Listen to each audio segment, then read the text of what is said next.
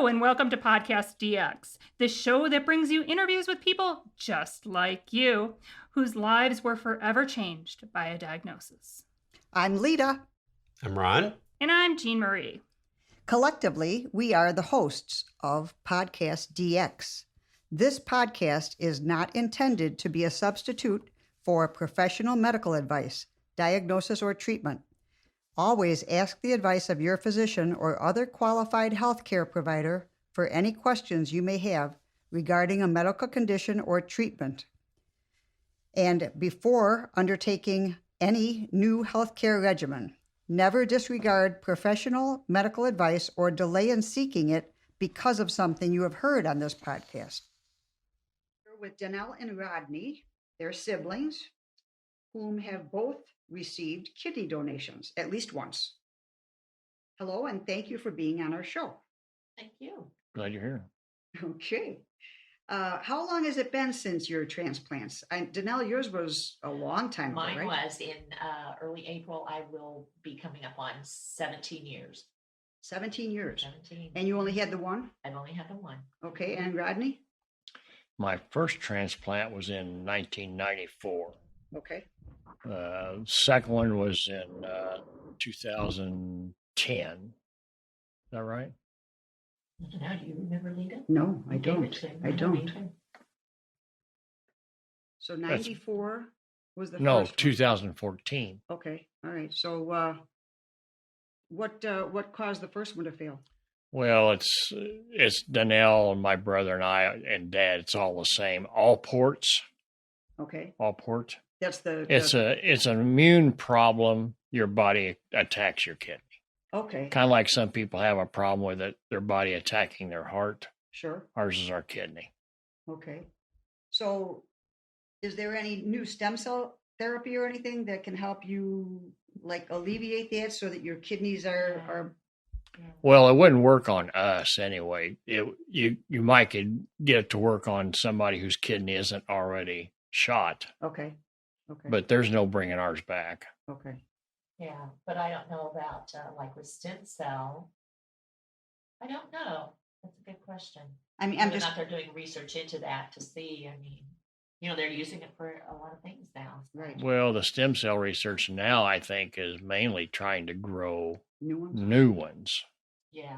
But you can't bring a rock back. No, right, but I'm just concerned that if like the first one that you got failed because your body still attacked it, right? The all Essentially, still attacked it. well, I'm not so sure it was that so much as just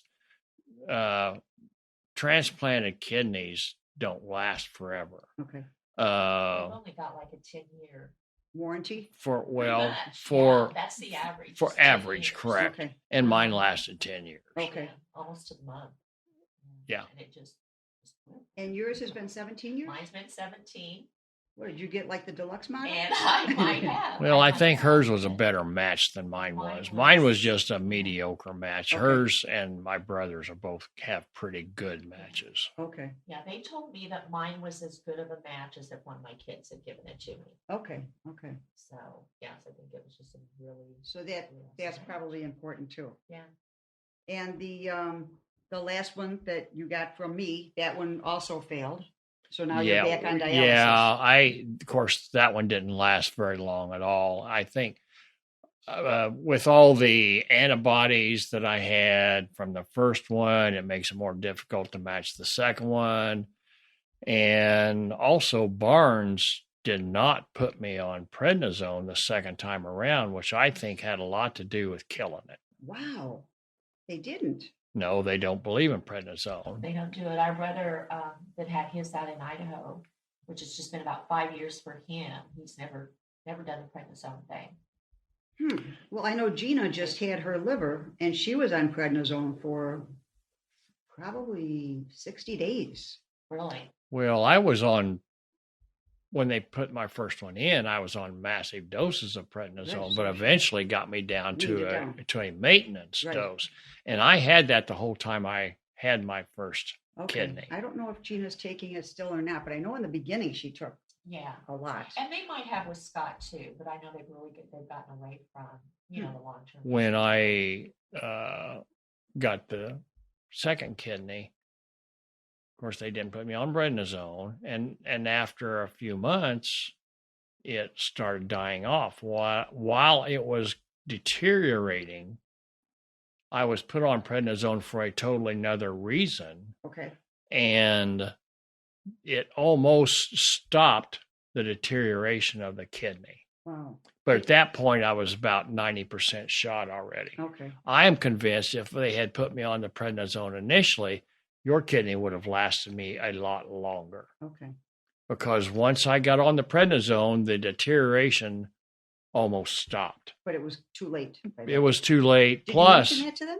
Like, well, after it's too late. No, but I mean, But I for didn't future realize people. what was going on. Yeah, And- but I'm just thinking for future people, like maybe they should yeah, change their ways. well, tell them that. They don't want. I know, but I mean, part of education in the medical community, I think, is feedback from the patients so that they know what works, what doesn't But work. what ended up happening, then I had to have heart surgery.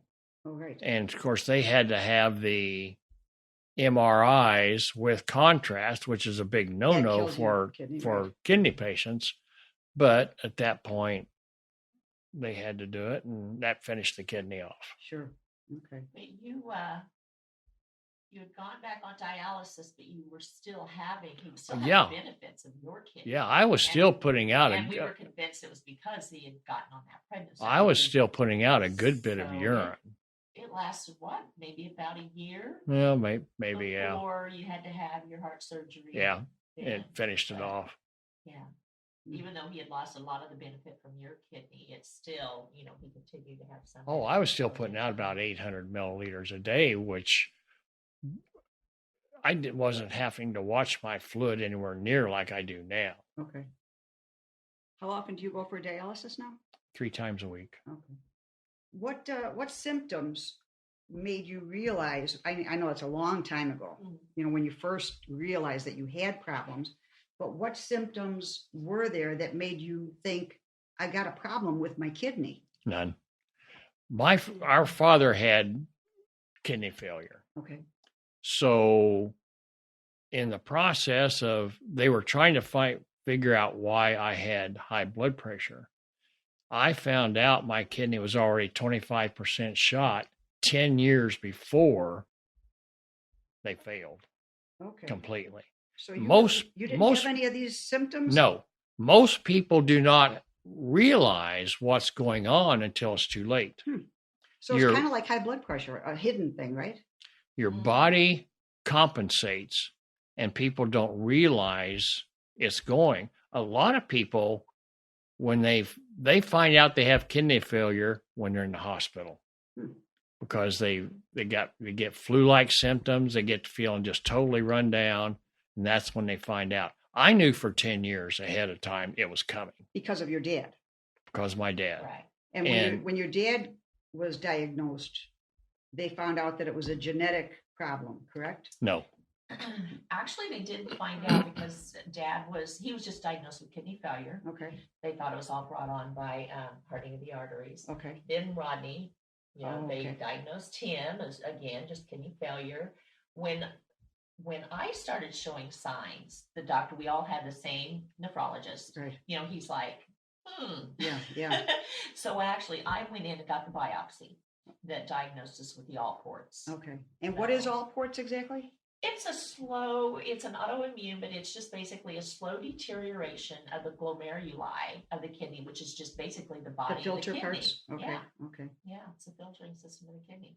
And there's, They haven't come just up with one of a cure those, for that. Right. Just one of those things that happens. And So, you have one brother besides Robbie, correct. and he has it as well. And he has, yes. And he's already been transplanted. He's had a transplant. He had a living donor transplant. I think. So he was 11 years younger than me. So, plus it progressed fairly rapidly for me. I went on dialysis when I was 42. They've made it closer to 50. Okay. Our father was 50. Yeah. Okay. So, just to let the listening audience know, possible symptoms are decreased urine output, fluid retention, swelling in your legs, ankles, or feet, drowsiness, shortness of breath, fatigue, confusion, nausea, and in severe cases, seizures or coma, and chest pressure. That's probably from the fluid. Well, like I said, But you didn't have, you just felt fluish. most people do not realize that's going on until the last minute. Okay. They get flu-like symptoms. They feel like crap, Mm-hmm. and they go in the hospital and your kidneys have quit. So then what relief do they have at that point? Emergency dialysis. Okay. So once you have the dialysis, does that take care of the symptoms? Largely. Yeah. And which is really kind of what happened with my dad. He just, started getting very ill. I don't remember what all symptoms he had, but then at that point, they just happened, I don't know, they, checked. His kidney functioning was all, decreased. The lab numbers were elevated. We actually took him down to Houston, to a hospital down in Houston. And that's where they figured out what was going on. And basically, he was just in kidney failure. So they did emergency dialysis. They put a graft in his arm, but you can't use that for a while. It has to, Emergency dialysis, they put a port in your central vein in your chest, and they use that. That's meant to be temporary. Okay. They don't like to use them long term because there's too much risk of infection. Sure. Anything close to the heart. Is that what screwed up your heart eventually? No. Oh, okay. No. I just another trial now. Another. That'll be a podcast in the future. Okay. One thing that we like to discuss with the patients that we're interviewing is caregiving in the home after the procedure and equipment that might have helped you to recover after the procedure. Now, as a kidney donor, I know that, there were some things that assisted me on my recovery, but on the receiving end, what did you guys do to help you get over the hump when you got home from the hospital? I initially started doing peritoneal dialysis. That is, most people think of hemodialysis, where they directly clean the blood. Peritoneal, they put a port in my abdomen.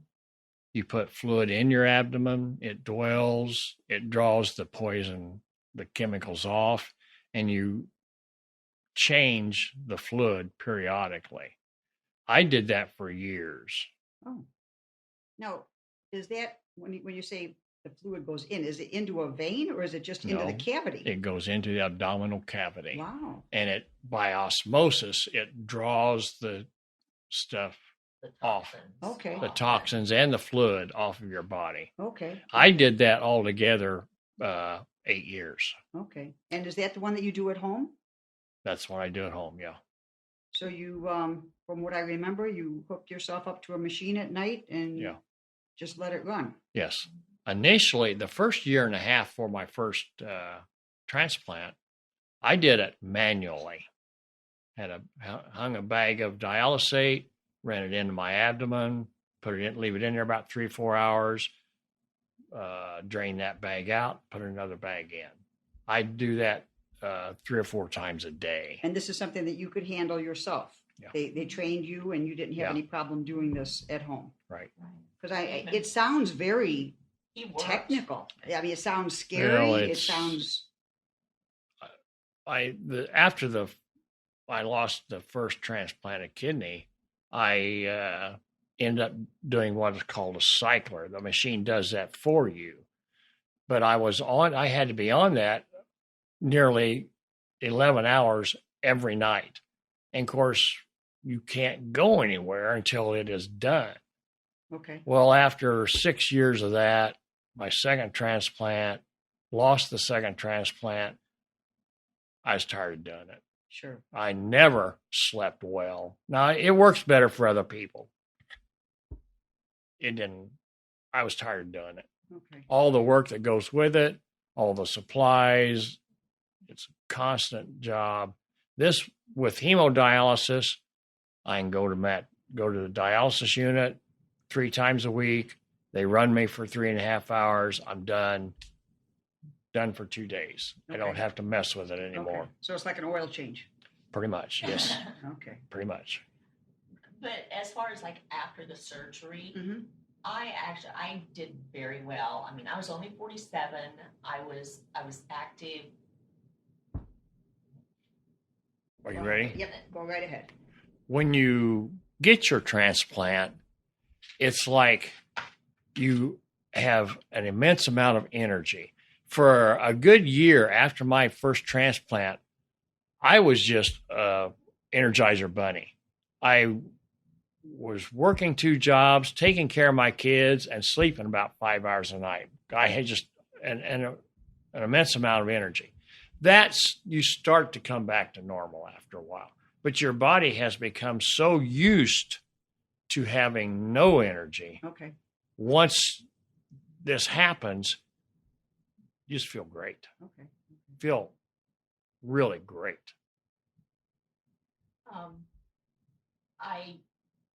Talking about symptoms before, it just all comes on so gradually that you don't realize you're feeling bad. And Yeah. that and the meaning that you're tired. Mm-hmm.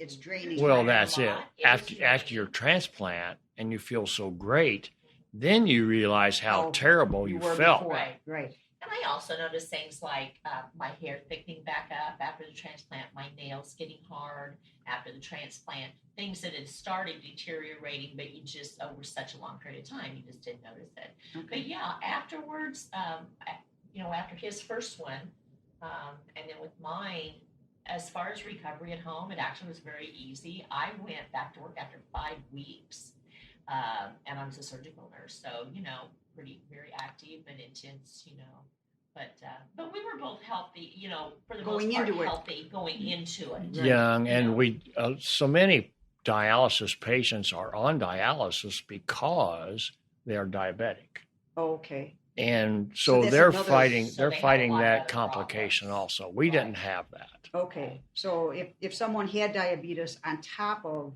the kidney Oh, failure, yeah, it's then just- they've got just another hurdle that they've got to jump over Yeah. Right, in order to right. heal. Yes, About probably much more difficult in the healing process. about afterwards. 30% of dialysis patients are there because they are diabetic. Okay. Okay. I worked for 10 years as a fireman on one kidney. Did great. Okay. Well, one kidney working well, I can tell you, does okay. Oh yeah, it takes it- yeah. I have you no- get- I have you're no not the only- complaints. You're not Yeah. the only, or we're not the only ones. with Unless this you one think you want to be kidney. a marathoner, I don't think you would notice the difference. Yeah, I would never get It's into just that, be a slower recovery but- okay. because you wear yourself out. But like I said, as a fireman, I didn't notice it. Okay. Are you worried, Danelle, that you might be up for another one soon? I was around 10 years because basically Rodney, like I said, lost his at 10 years almost to the month. But, it's been 17 now. My last doctor's visit down at Barnes was last March. And I've just been doing so well. They're like, which I had been going there just once a year for several years. Okay. And they're like, we're about coming back for 2 years. Now I get my blood drawn every other month. Okay. And it all gets sent to Barnes, so they, they're watching that closely. Okay. But, they're like, you have to come back for 2 years. You're doing great. If you have had, because I have not once had any concerns about a rejection, Okay. that they're like, you've covered this on. You should be Well, fine." and the better your match, the fewer drugs you have to take. Okay. Okay. And mine also I had a cadaver donor, and she was the same age I was. Okay. So, basically I've got, it's not like I It got stayed an older in, one. yeah, it stayed in or- place yeah, with you. yeah, Right, right. It's pretty much growing grown with you. me. Right, right. Okay. Yeah. I wanted to discuss a little bit about the different regions that you can apply for when you're getting an organ. And I know that Rodney, your daughter, posted an ad on matchingdonors.com for the second one in order to actually expand your reach when you were looking for a donor, right? Well, when you get on the list, you're waiting for them to find you a donor. Matchingdonors.com is a way for you to find your own donor. You're like advertising. Essentially, yeah. Right. Yeah, we put a, told all about Rod, his life, as a fireman, and Yeah, actually, I remember, I mean, my memory is pretty crap, but I actually still remember how strongly the emotions hit me when I read your ad. oh, That I said, well, why wouldn't somebody have given this guy one already? For crying out loud, get him on the phone. Well, of course, we had never put this forth before. When you're on the list, you're waiting for someone to die.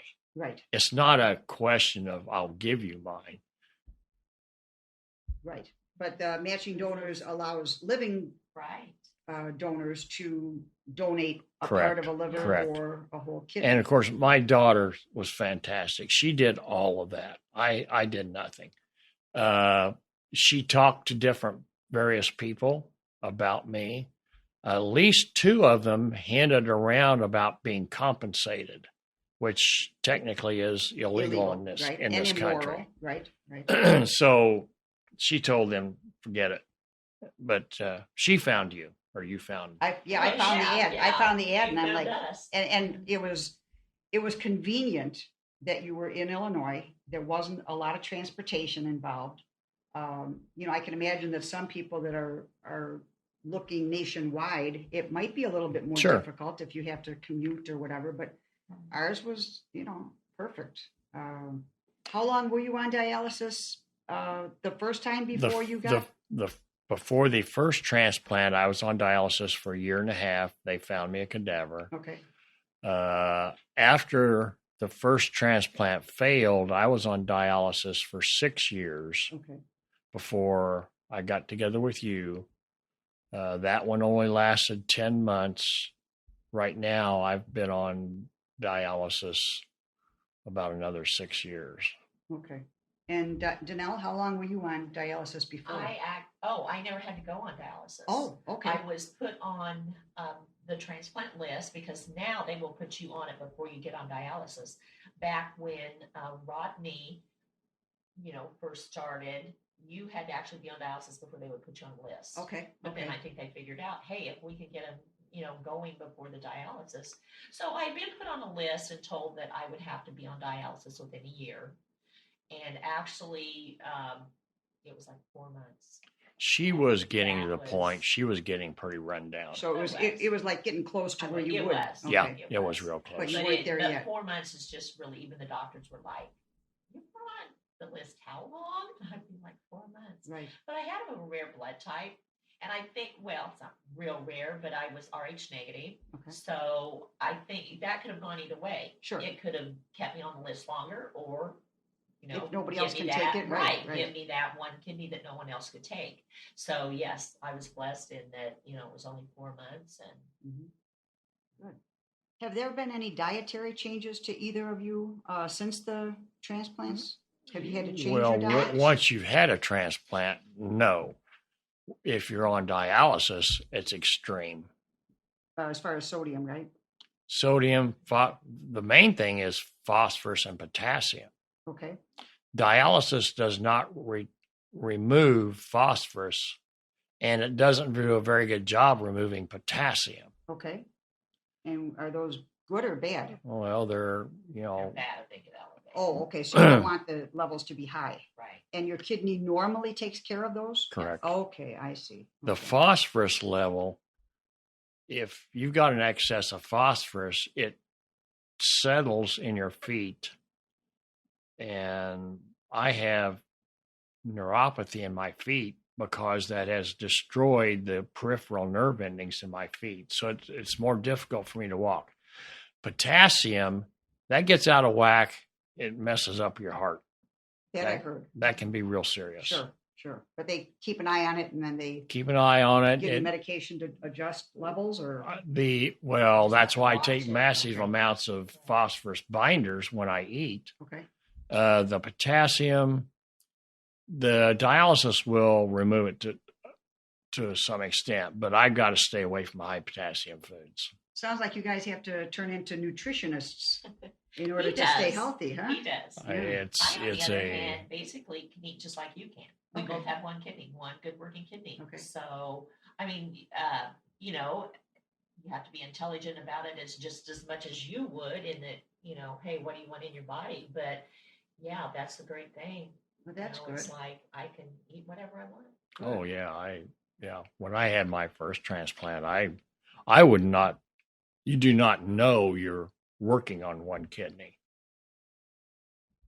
You mean you just don't feel so feel good. it? You don't feel okay. it. Okay. And you're really no dietary limitations because of it. Because the kidney's working well. Right. Okay. Are there any support groups or organizations that have been of assistance for either of you? No. Not Well, really. that we kind of chose not to. I mean, basically, that guy right there was Well, the support group. Well, That's luckily you had each other, Yes, and you kind we of had did. the experience, and also with your dad going Right. through it before, we had been through a lot. and you being a nurse, I'm sure that helped. Yeah. But And there Danelle, are support groups out there, Okay. and The hospital would they- recommend them. Right. I'm sure Barnes had even at one point asked if I would consider, kind of being a mentor. But that's from Central Illinois, it's like a 2.5-hour drive. Right, So right. it really wasn't feasible for me to do it. Sure. But yes, there How are about through the places out there. dialysis facility? Do you notice that anybody there that might need, like encouragement or I don't advice, know. or not really advice, but support as they're going through? Oh, it? there probably is. And like Danelle said, they have people that you can do that with. I'm not a joiner. Okay. Leave me alone. Okay. How about medical equipment, supplies, or other tools that you found particularly helpful when dealing with kidney disease? No, like I said, the peritoneal dialysis was a big burden. But of course, that's why I prefer the hemodialysis now, because I can go to the unit, get it done, leave it. All I have to do is watch my diet Okay. and my fluid. There were after this second one, and he kind of started going downhill, and there were different things that at one point he had to use a walker, and he got to the cane. Well, that was I greatly blame the nephrologist I had at the time. I kept asking him, "Why is this happening?" And he had no answer, or he wouldn't give me one. And you're talking about your feet being so bad. Yeah, I was almost to the point of being in a wheelchair. Okay. And when Danelle helped me, we got a neurologist. 20 seconds, he told me what was going on. Okay. So I adjusted my diet, and they got considerably better. Oh, all right. But I still have a problem walking. Okay. We have he has a shower chair stool now that helps him a lot in the shower because his legs are still, weak to a point. Wobbly. I think I bought that for him at one point, but then I borrowed it back so that I could have it. Okay. Just because of, after the surgery, you're just, you're tired. You have major surgery. Sure. So Now I know that they also make almost like support bars that go in the toilet area that can help you get up and down. Do you need anything like that? No, of course, I do not. I don't sit in the tub. It'd be too hard for me to get up. Okay, so you just shower. I stand. So Well, just a although shower chair? I do sit on that stool she was talking Sure. about in the shower, but I don't get down in the tub. How about a handheld shower that you can remove from? Have you ever tried one of those that you No. attach afterwards and you can remove I it? actually have one. Do you? There again, it's like I'm not, incapacitated in any way. Uh-huh. But yeah, those would, as being a nurse and have worked in nursing homes for, back years ago, things like that are awesome. Mm-hmm. Okay, great. Well, I want to thank you both for all of that information. you probably wouldn't realize how much it means to people to hear the stories of people that have already gone through it. So let's say someone just gets diagnosed and they don't know what to expect. God, I have a kidney disease. What on earth am I up to next? And this way they can hear the podcast, they can hear your stories, and they can have a little bit of sense of relief saying, well, these two, they've gotten through it pretty well, and I can certainly get through it. And they gave me a couple of hints and advice, and I know what to look for. And it really is helpful. So I really want to thank you, and I appreciate you taking the time to do this with us today. Yeah. You're welcome. We will appreciate everything that you've done. Oh, well, it's been an honor. Well, I felt bad that I lost your kidney as much for you as for me. You made that sacrifice, and I wasn't able to keep it. Well, not your fault. Well, this is true, but I still felt bad about it. Don't worry about it. It's okay. All right. I'm going to cut this off now. If you have any questions or comments related to today's show, you can contact us at PodcastDx@yahoo.com, through our website, where you can link to our Facebook page and also see more information as we build our site. Please go to PodcastDx.com. And for our listeners, if you have a moment, please give us a 5-star review on iTunes podcast app.